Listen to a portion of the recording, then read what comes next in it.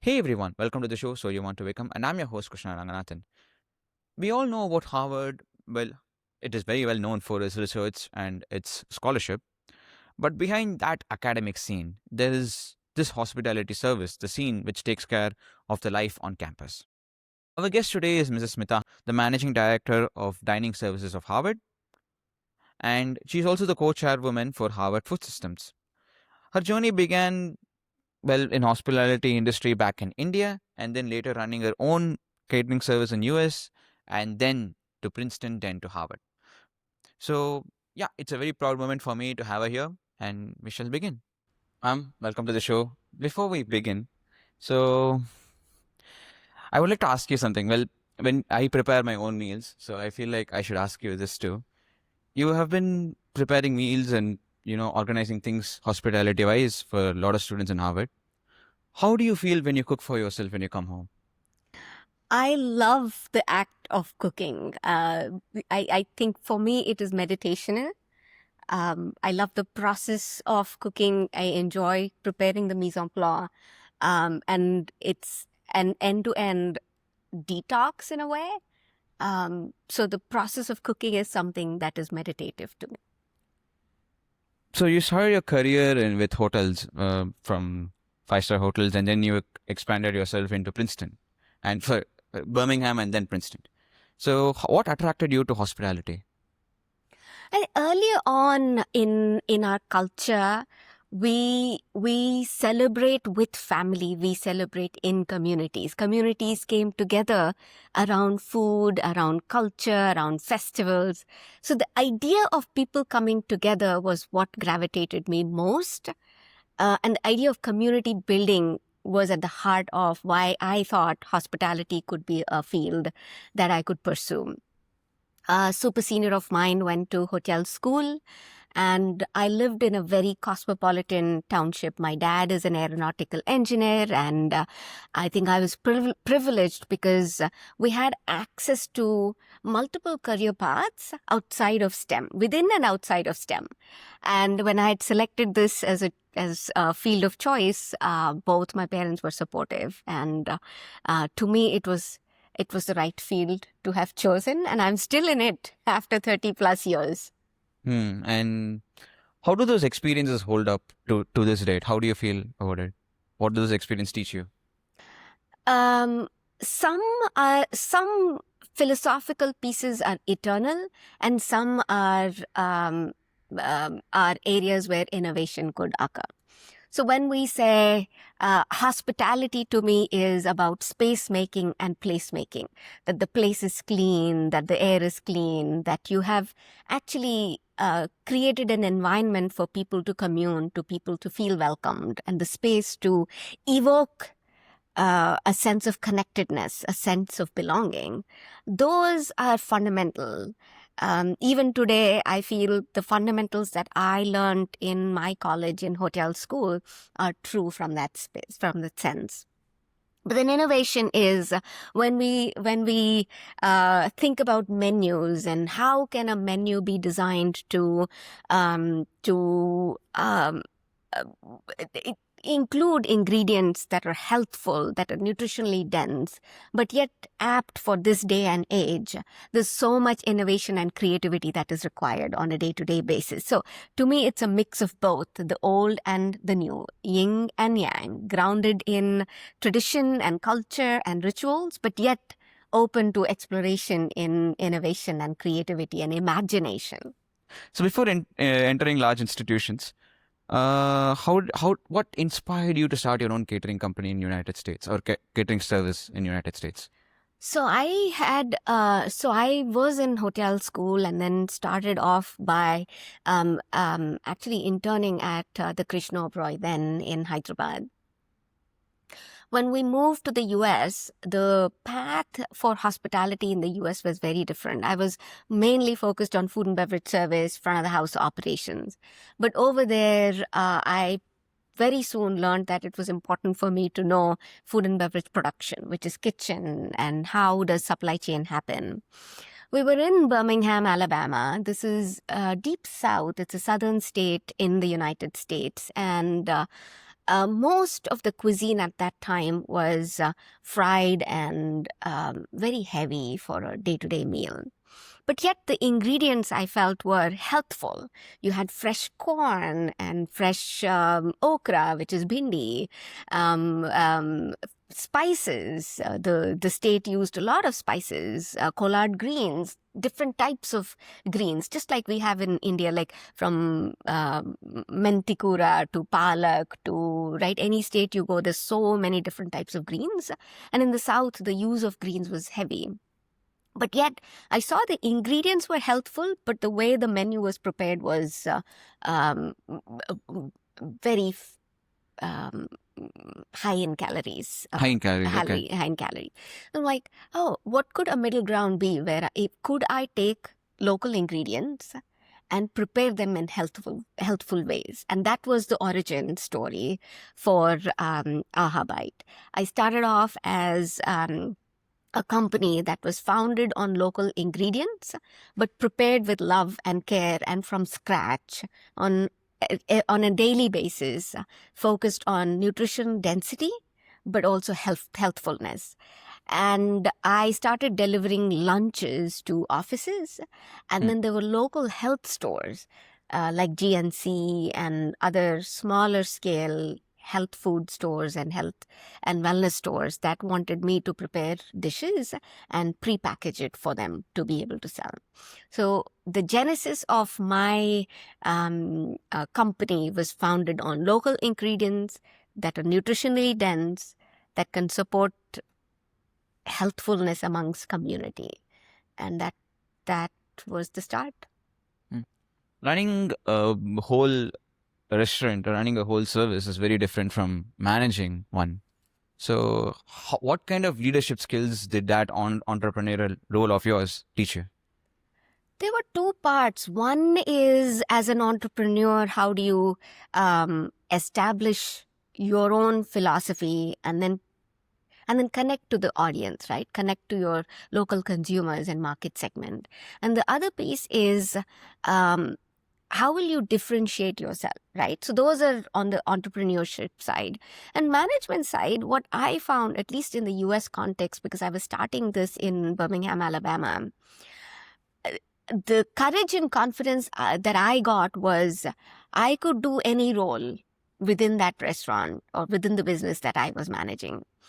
So the dependencies of a startup, right? As a startup, small business startup, I said, well, if I can perform any of these roles, then I'm able to manage end to end and still deliver service in the way that I wanted. And for that day and time, that size and scale was sufficient and I was happy with it, right? I was not aspiring to, it has to grow and grow rapidly. It was like, for the guests who came, are they seeing value in this space, in this relation, in the way that they are relating themselves with their food and the preparations that I'm making? Birmingham had a large, it's a university town too, University of Alabama. Birmingham is quite large. We had quite a diverse list of guests who came in.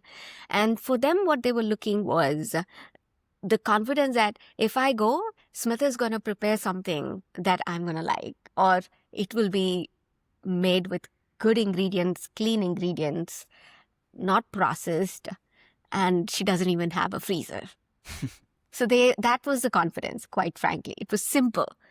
Keep the ingredients fresh, keep the preparation simple, and let the guests connect with their food. Right?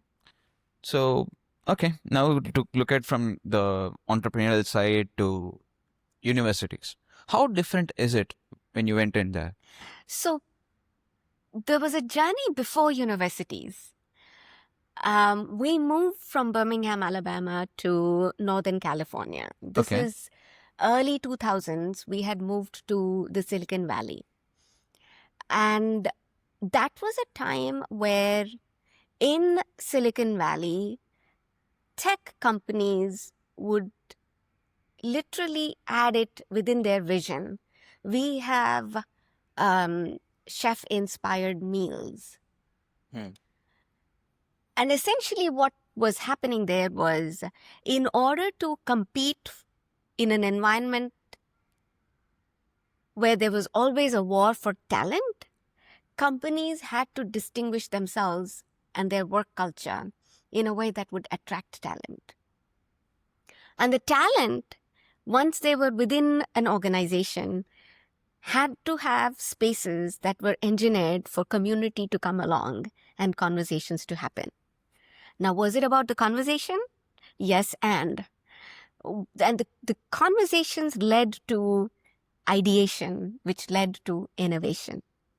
So when we say a Google was a Gmail, the idea of Gmail came about over a lunch conversation, right? Is what we tend to say. Essentially, what it is multiple thoughts, members with multiple thoughts within a community are communing together. It gives them an environment to share ideas, to connect the dots that perhaps are not linear or perhaps could feel disjointed from afar. But when you are in it, you're building in, right, rapid way, in a brainstorming way, and truly innovative ideas happen that way. And to me, it was an aha moment. I think it was a tectonic shift in how I saw myself and the field of hospitality and the power of hospitality and what outcomes it could actually support. I believed that I was designing workplace programs, hospitality programs that supported and fueled an organization's vision for itself. So it was never about, oh, it's just a cup of coffee. It was the cup of coffee because the next innovation may be from there. Through Right. that. So to me, building spaces with that mindset was pivotal. My moving to Silicon Valley, and in Silicon Valley, their appreciation for how I was thinking. And that led me to design corporate dining and corporate workplace solutions for a company called Aramark, which is a global Fortune 500 company, which is a leading professional services firm. And within Aramark, I was on the founding team of LifeWorks Restaurant Group. And LifeWorks was built and designed for companies that were innovative. And at that point, as being on the founding team, our focus was on technology, retail, and finance, these three sectors. And I got to design workplace services for Nike headquarters, which is, right, sports, apparel, retail, you can multiple. Disney headquarters in Southern California. We had everything from ABC studios to studios where Grey's Anatomy was being recorded and produced and directed on a daily basis, to large sets where the best of the best producers and directors would come and actually produce and direct there. Very different fields, right? You can think about being in Silicon Valley, thinking about a tech company, going to Nike, thinking about a sports and innovative company, and then coming down to Disney and thinking about entertainment and digital innovation. And in fact, within Disney, there's a group of buildings called Imagineering.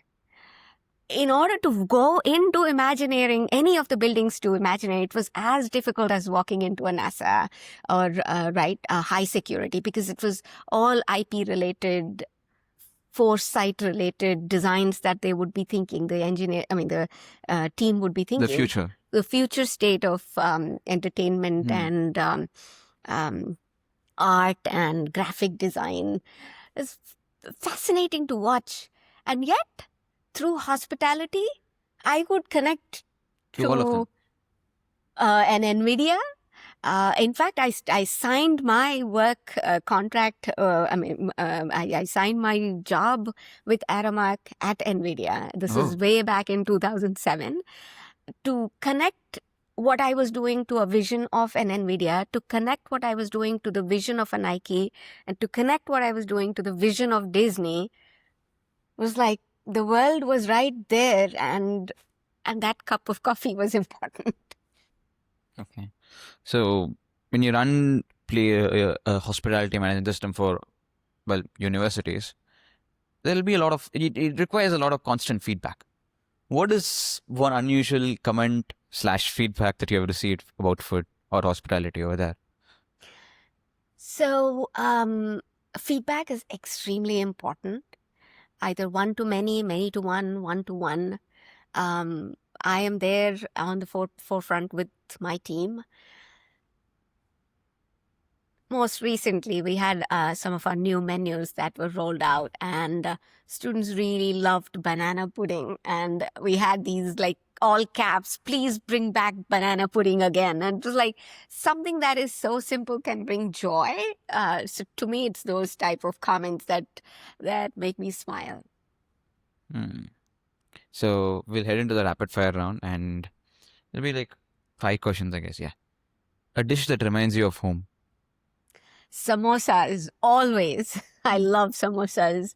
Different types, right? Every state, every town, every city has their own flavor profile. In fact, I was in Jodhpur recently, and they have shahi samosas with cashews in it, and there's long lines, and just devoured on them. And then in Andhra, we have these mini onion crispy samosas. I love those. You actually find them in these railway stations. Yeah. The crispy outer. Yeah, the smaller ones. Smaller ones, yeah. They're like pop and samosas. Always home. Remind me of home, remind me of India, remind me of friends, remind me of multiple chit-chats. A leadership habit that you never compromise on. Staying calm.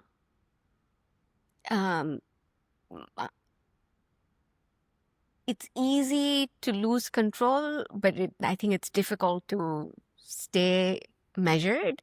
Being grounded, staying calm. One book that every student should read. The book that comes to my mind is a very small narrative. It's 212 Degree by Sam Parker. It's a book in which he talks about that 1 degree that can differentiate everybody else from you. And I often give this as a gift to students and even new employees and new hires that come into our workforce. And the book describes at 211, the water is still warming up and boiling. But at 212, it can move engines and it can move trains, right? That 1 degree of. And the story in it for myself is, have I put in that 1 degree today? And then the story that I tell the team is that 1 degree. It's a 212 degree Fahrenheit by Sam Parker. Okay. Tea or coffee? Chai. Tea, Indian chai, always. And finally, one skill a hospitality leader or a manager should have. Smile. I think that takes you a long way. Always, yes. Smile and composure. Smile and composure. Okay. So before we wrap up, couple of questions. So for students interested in hospitality or global service, what kind of skills does one need? Hospitality by design is a transferable skill, and no matter which sector you are in, aspects of hospitality will always serve, build, wind to propel you forward.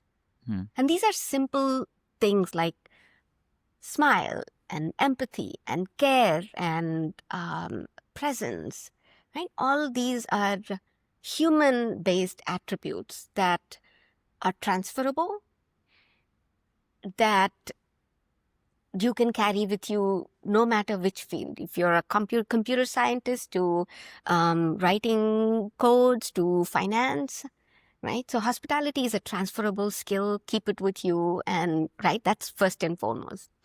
The second piece is, this is a field that is non-linear. There was a day and time when we would think about hospitality as, oh, tourism as an industry or hotels as an industry. That's no longer the case. From food and agriculture to food and beverage production, you're seeing a proliferation of everything from healthful diets to ancient healthful practices in current day traditions, from Ayurveda and ashwagandha being used in your chai tea to innovations of connecting the past to the future is all happening in the space here and now.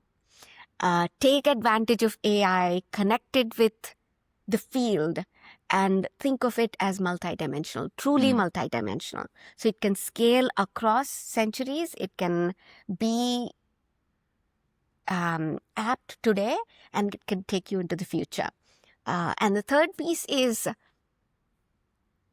when we think about hospitality, don't stop at just the service, right? It's from soil to what is being produced to food waste and innovation. There's work that is happening across. I met the founder of a company who has taken robotic arms, and he prepared, this is Nikhil Abraham, he prepared a 6-course meal that was produced by robotic arms. So he was bringing food and hospitality, but bringing technology.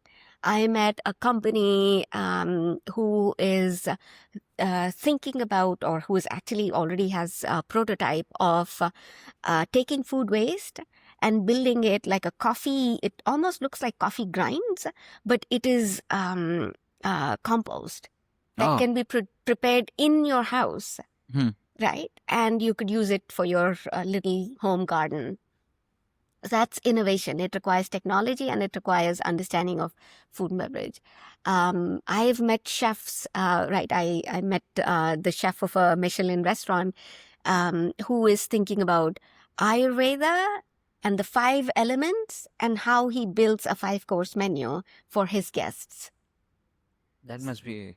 I've met chefs who are thinking about metallurgy and how innovative Indian culture and cuisine was, because we thought about metallurgy in food systems before perhaps other cultures.